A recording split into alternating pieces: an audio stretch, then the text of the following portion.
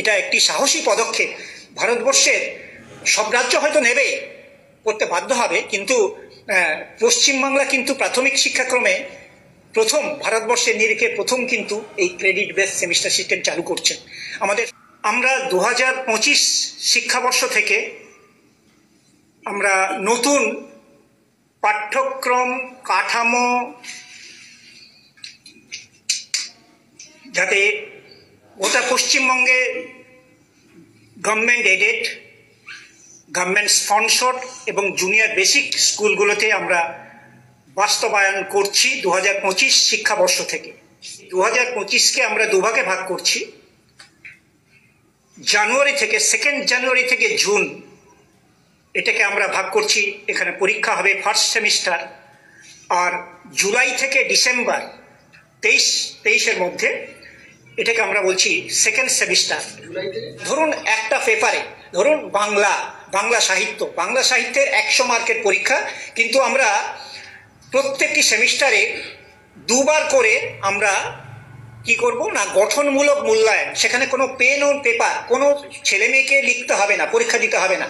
তারা শিক্ষকরা, আমাদের মাস্টারমশাইরা, তারা কিন্তু ছেলেমেয়েরা সার্বিকভাবে কিভাবে তারা লেখাপড়া করছে, তারা অর্থাৎ ধরুন আমি বলছি ক্লাসরুম টিচিং, সেখানে যিনি পড়াচ্ছেন একজন স্টুডেন্ট, সেখানে তাকে ওই সিলেবাসে, ওই পাঠ্যপুস্তকের 1 ক্রেডিট দেওয়া হবে যদি কোনো কন্টেন্টে 15 ঘন্টা পড়ানো হয়। ধরুন বাংলায় 5টা চ্যাপ্টার রয়েছে, সেখানে দেওয়া রয়েছে 15 ঘন্টা, সেই 15 ঘন্টাতে 1 ক্রেডিট দেওয়া হবে।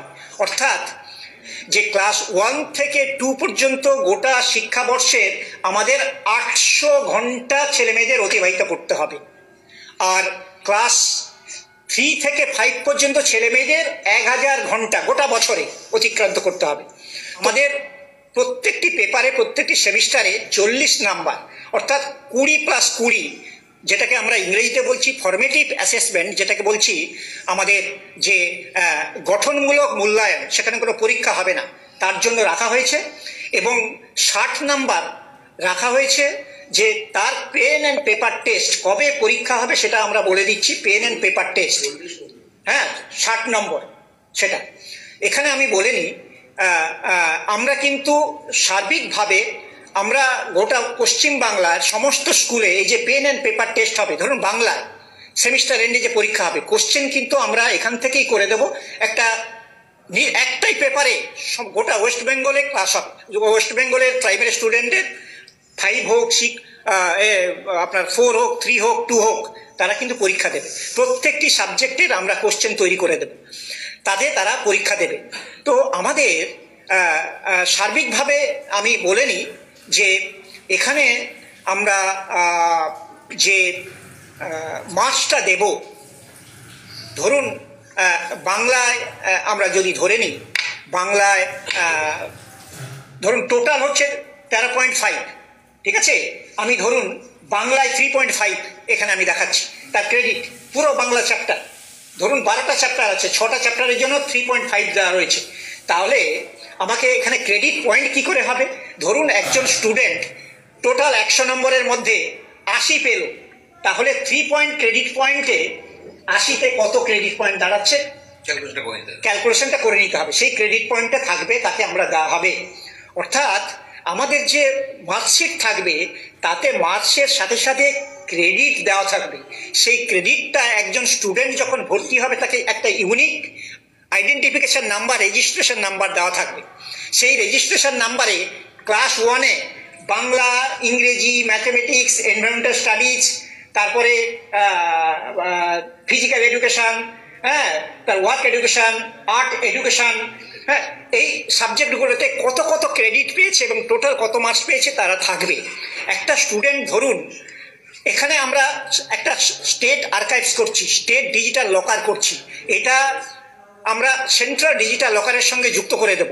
একটা স্টুডেন্ট ধরুন ক্লাস 3-তে সে কত ক্রেডিট অর্জন করেছে, ক্লাস 3 পড়ে ক্লাস 4 পড়তে পারলো না, সে যখন, এটা কতটা ফ্লেক্সিবল, সে যখন 5 বছর পরে কোনো এই ধরনের লাইফ লং এডুকেশনে আসবে, সে যখন আবার ক্লাস 5-এ ধরুন এখানে না পড়ে অন্য রাজ্যে যাবে, তখন কিন্তু এই ক্রেডিট কত অ্যাকুয়ার্ড করলো 3 পর্যন্ত এটা ক্যারি করবে। সে ওই রাজ্যে গিয়ে বলবে আমাকে 5 পর্যন্ত এতটা ক্রেডিট অর্জন করতে হবে, আমি এত ক্রেডিট অর্জন করেছি, আমি 5-এ এই ক্রেডিট নিয়ে ভর্তি হচ্ছি। অর্থাৎ তাকে আমরা মার্কসের সাথে ক্রেডিট দিচ্ছি। এটা সেই কারণে আমরা বলছি যে ক্রেডিট বেস সেমিস্টার সিস্টেম, আমি আবার রিপিট করছি, এটা শুধু সেমিস্টার সিস্টেম নয়, প্রতি 6 মাসে পরীক্ষা নেব 1 বছরকে ভেঙে দিয়ে। এখানে আমরা সেমিস্টার সিস্টেমের সাথে ক্রেডিট যোগ করছি। সেমিস্টার কি, প্রজেক্ট কি, এইগুলো কিন্তু সেই স্টুডেন্ট আগে থেকে জেনে যাচ্ছে। আমি একটি ছোট্ট উদাহরণ দিচ্ছি এই ক্রেডিট বেস সেমিস্টার সিস্টেমের গুরুত্ব। আমরা ক্লাসরুম টিচিংয়ের প্রতি 15 ঘন্টা 1 ক্রেডিট দিচ্ছি, কিন্তু যখন বাচ্চাকে আমরা বলছি তুমি এই হস্তাক্ষরটা ক্লাস 1-এর ছেলে এইটা বাড়িতে প্র্যাকটিস করবে, এইটা রিডিং নেবে, ওই স্টুডেন্ট যখন পরের দিন ফিরে আসছেন, টিচার তাকে জিজ্ঞেস করছে তুমি এই যে হস্তাক্ষর লিখেছো কিনা দেখাও, এবং তুমি কতক্ষণ তুমি যে এই যে পড়েছো, তুমি স্কুলে পড়ো তো দেখি, রিডিং পড়। তাহলে এই যে বাচ্চা ছেলেটা বাড়িতে যেটা পড়ছে সেই পড়ার জন্য তার কিন্তু এই ক্রেডিট আওয়ার, অর্থাৎ 30 ঘন্টা 30 আওয়ার্সে 1 ক্রেডিট তার জন্য কিন্তু বরাদ্দ থাকছে, 1 ক্রেডিট। অর্থাৎ স্টুডেন্ট কিন্তু প্রাইমারি লেভেলের থেকেই সে কিন্তু ওয়াকিবহাল যে তার যে অ্যাসাইনমেন্ট, প্রাক ভোকেশনাল কোর্স, ধরুন একটা স্টুডেন্টকে না হলো সে একটা ড্রামা দেখতে নিয়ে যাওয়া হলো, এই যে এক্সট্রা কারিকুলার অ্যাক্টিভিটিস বা কো কারিকুলার অ্যাক্টিভিটিস, এগুলোকে কিন্তু আমাদের যে হোলিস্টিক ইভালুয়েশন, সার্বিক মূল্যায়নের আওতায় আনা হচ্ছে। অর্থাৎ আমাদের হোলিস্টিক যে কার্ড, মেরিট কার্ড, এই যে কার্ড আমরা বলছি হোলিস্টিক কেন না, 360 ডিগ্রি মূল্যায়ন। অর্থাৎ আগে যেটা ছিল co curricular activities, extra curricular activities, সেই কারিকুলার অ্যাক্টিভিটিস তো আমরা মেন স্ট্রিম আমাদের সিলেবাসের সাথে আমরা যোগ করে দিচ্ছি, টোটালি আমরা স্টুডেন্টকে ইভালুয়েট করছি এখানে। তাহলে কি হচ্ছে, স্টুডেন্টের যে একটা সার্বিক ভীতি, অর্থাৎ আমরা যে ফর্মেটিভ অ্যাসেসমেন্ট, স্টুডেন্ট কিন্তু বুঝতে পারবে না, টিচার কিন্তু তাকে অ্যাসেস করে যাবেন 6 মাস ধরে, বুঝতে পারছেন, তাকে 20-40 দিচ্ছেন। এবারে যে পেন অ্যান্ড পেপার টেস্ট হবে, সেই পেন অ্যান্ড পেপার টেস্টে একটা সাবজেক্টের উপরে এই যে 6টা অধ্যায়, বাংলা আমি বললাম, কোন ধরনের 1 নম্বরের কোশ্চেন কত হবে, অবজেক্টিভ টাইপ কোশ্চেন কটা হবে, 2 নম্বরের কোশ্চেন কটা হবে, আবার চিন্তা ভাবনা করার, তাকে থিঙ্কিং অ্যানালাইটিক্যাল কোশ্চেন কটা হবে বলে দেওয়া রয়েছে। অর্থাৎ একটা বাচ্চা ছেলে সে কিন্তু তার লেখার অভ্যাস তৈরি হবে, তিনি বাচ্চা ছেলে লিখবে ওখানে, সেভাবে তাদের আমরা ইভালুয়েশনের বন্দোবস্ত আমরা রাখছি। আমি একটু আপাতভাবে যে পুরনো যে পাঠ্যক্রম, যে সিলেবাস, তার উপর ভিত্তি করে, ধরুন বাংলা সাহিত্যের আমাদের 10টা চ্যাপ্টার রয়েছে, প্রত্যেকটি চ্যাপ্টার আমরা ধরুন চ্যাপ্টারের বলা আছে যে আমার গ্রাম, ধরুন বাংলা সাহিত্যের আমার গ্রাম, সেই আমার গ্রামে তাহলে সেমিস্টার 1-এ রাখা হয়েছে, তাহলে সেম 1 চ্যাপ্টার 1 তার একটা ইউনিট দিয়ে দেওয়া রয়েছে, প্রত্যেকটি 5টা চ্যাপ্টারে ইউনিট দিয়ে দেওয়া রয়েছে, ঠিক আছে, প্রত্যেকটি ইউনিট চ্যাপ্টারে কতটা ক্রেডিট সেটাও দিয়ে দেওয়া রয়েছে। যে টোটাল ক্রেডিট যেমন ক্লাস 1-এর 13.5 ওকে বরাদ্দ করা হলো, একটা স্টুডেন্ট 13.5 সে পুরো নাও পেতে পারে, কারণ 100-তে কেউ 90 পাচ্ছে, কেউ 80 পাচ্ছে, কেউ 95 পাচ্ছে, সে 13.5-এ যদি 100-তে এত পায়, 13.5-এ কত পাবে ক্রেডিট পয়েন্ট, সেটাকে আমরা মেনশন করছি।